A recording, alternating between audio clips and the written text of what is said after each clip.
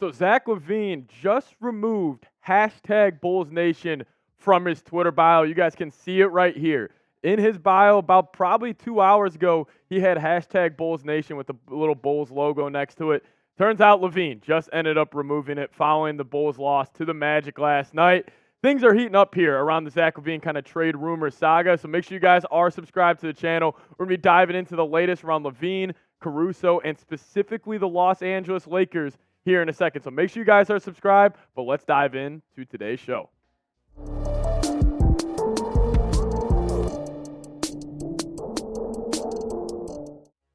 So is Zach LaVine a Los Angeles Laker? That's been the rumors. That's been the buzz amongst the NBA world as of lately because, listen, Zach LaVine just can't really help himself by just connecting himself to the Los Angeles Lakers. And the buzz is definitely heating up, and we have gotten multiple reports and just some not really shady stuff by Zach LaVine, just kind of him indicating that maybe he does want to be in Los Angeles. And we can kick it to this photo right here. This was at the United Center, actually. They host a big college basketball event, and they hosted it this Tuesday. And him and his man, Rich Paul, were sitting next to each other wearing clutch T-shirts, or sweatshirts saying, "Be clutch." And obviously we know LeBron James, Rich Paul, big connection there. And actually, Rich Paul has a great connection with Arturas, the Bulls' president of basketball operations. So listen, my whole thing is, I think he is a Laker. I mean, this just kind of indicates it. And then also, if you wanted more juice, following the Bulls' loss last night to the Orlando Magic,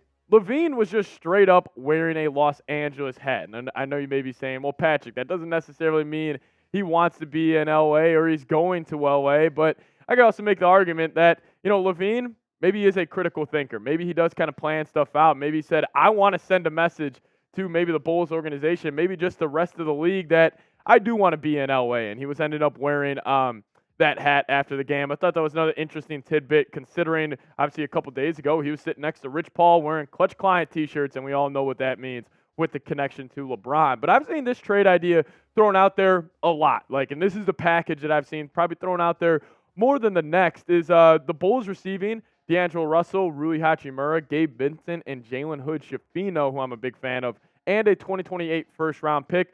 But the Bulls would obviously be giving up a haul. They would be sending Zach LaVine, Alex Caruso, and Torrey Craig to LA in this trade. An important detail to kind of note here, this trade can't happen until December 15th because obviously D'Lo, Rui, and Gabe Vincent, and Torrey Craig actually all signed contract extensions or new contracts this summer, so a trade can't go down until December 15th. But hey, that's less than, or I guess that's exactly almost a month away from this point. So if a D'Lo or if a Lakers trade were to go down for the Bulls, again, it won't happen until after December 15th, but obviously the rumors are already heating up. But this trade specifically for the Bulls side of things, I absolutely love this trade. Obviously, if the end is coming for the Bulls, it is going to be a fire sale. They are going to move off DeMar, Vooch, Caruso, LaVine, and what I want to get back is either, give me some good role players and give me some young talent and give me some picks on top of that. But let's start off with the kind of this young prospect they're getting, Jalen Hood-Schifino. I loved him coming out of the draft. The Lakers did end up taking him in the middle of the first round, but listen, he was a stud his freshman year at Indiana, playing next to Trace Jackson Davis. He averaged 13.5 points a night, 3.7 assists.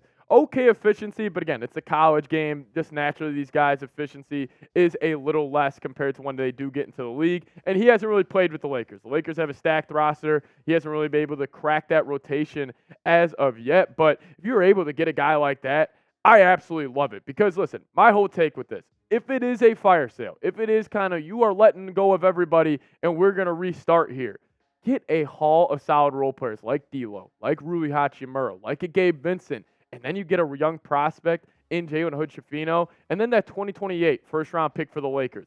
Obviously, the Lakers are a good team now. What if in a couple years from now that they're picking top 10, you say, we got the Lakers pick, and then obviously with this trade, the Bulls would be kind of moving into full rebuild. They're going to be losing lots of games.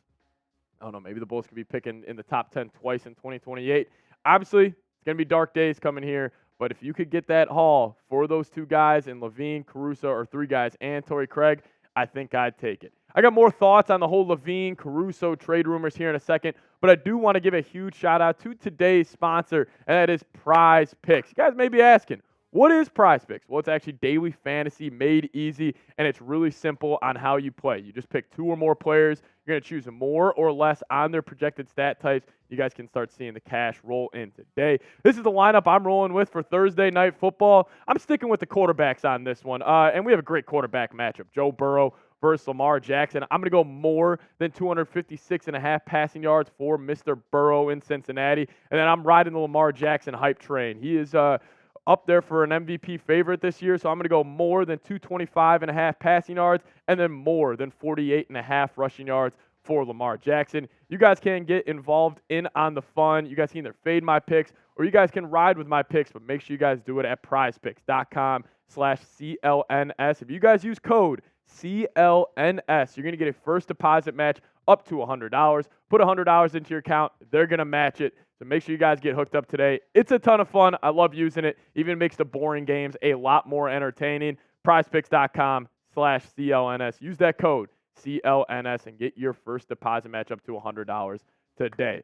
So the question being around Zach LaVine, even guys like Alex Caruso, DeMar, really what is their trade value? I think that's a question that we got to start asking, especially around Zach LaVine because, listen, LaVine this year, he has not been good. I mean, the efficiency is what stands out to me the most here. He's always been a great three-point shooter, always been in the upper 30s, even low 40s at some points, but this year he's shooting 33%. Not good. Shots have not been falling for him, but then the overall just productivity. I mean, LaVine's been a 25-a-game scorer for the past 4 seasons. This year, down to 21.7, but always a thing with LaVine, and I wanted to see him take this step this year, is the playmaking. Like, up your playmaking ability, up your defensive capabilities, and just be an overall leader.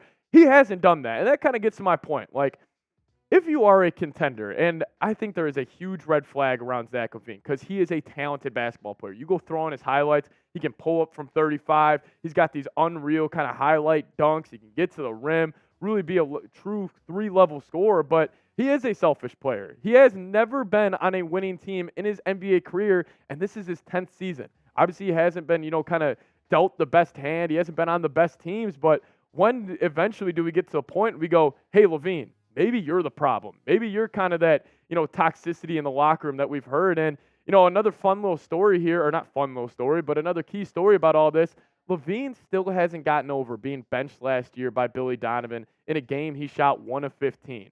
It always just seems like with him, it's all about him. It's all about number 8.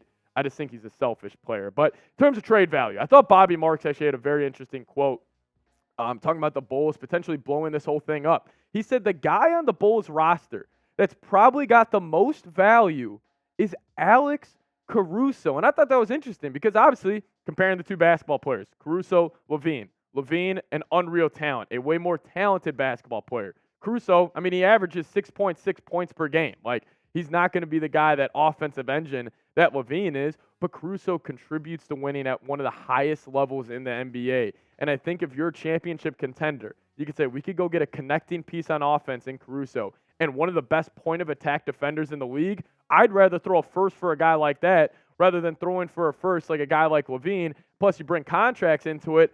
I kind of agree with Bobby Marks, but I got to ask you guys, who has more value? Is it Alex Caruso? Is it Zach LaVine? Type AC for Caruso or type ZL for Zach LaVine?